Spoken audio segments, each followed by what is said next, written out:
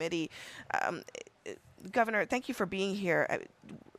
Donald Trump now says he's going to focus on unity in his speech this week as opposed to on Joe Biden.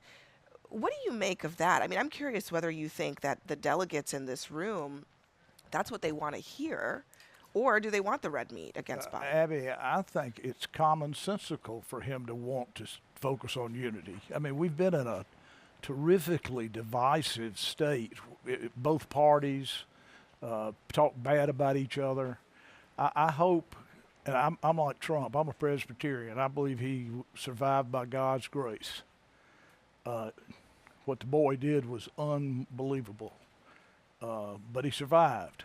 And that his attitude now is, having survived, God having let me live to do this, I'm going to try to do it the right way. And I do think the right way is to make the campaign about policy, about issues, about the border, about taxes, about national security, instead of talking bad about one another. I believe Trump when he says that, and I think it's the right thing for him to say, because this is an incredibly, incredibly important election.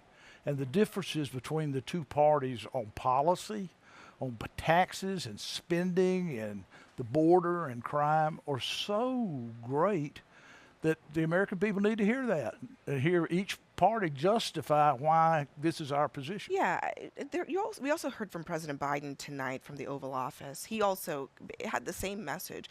Do you think he struck the right tone? Well, didn't see it, but if he said that we ought to make this about policy and about issues and about differences between us and not about disliking each other and saying so and so's a crook and so so's the enemy of democracy, I think the American people would much, much, much rather have that be the campaign between the two parties. And so I hope both of them prove to be truthful. So down the line here, beyond the two candidates at the top, you got others. Senator J.D. Vance, he's rumored to be a vice presidential contender.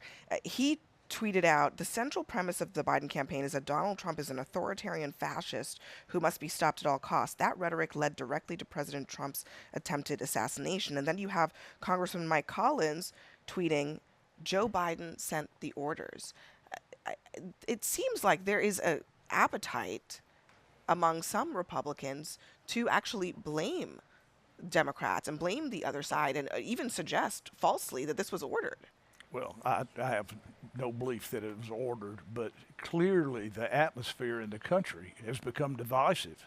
I mean, let's don't forget that it wasn't too many years ago that the number two guy in the Republican Party in the House of Representatives, a man tried to murder him and about 10 other Republicans on a baseball field. Do you remember that? Steve Scalise? I mean, certainly do. There are people that respond this way. And I mean, Speaker Pelosi, even more recently, her husband was attacked with a hammer.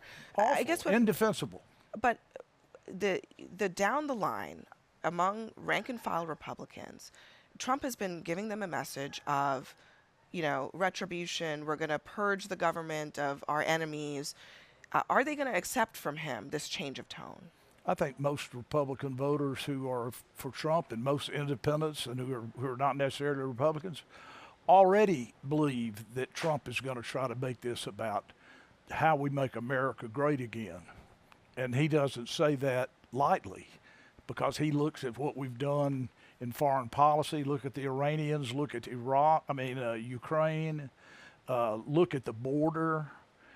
More than 10 million people, by almost every estimate, have illegally entered the United States since Biden has been president, and he hasn't done anything to stop it. So the people that think that the election is going to be about issues like that, I hope they're right. That's what they deserve, so they can pick, here are the results we want on taxes and so on. We'll see what we hear from all the speakers, including the former president. Former Governor Haley Barbour, thank you very much for joining us tonight. Thank you. Thank you, Abby.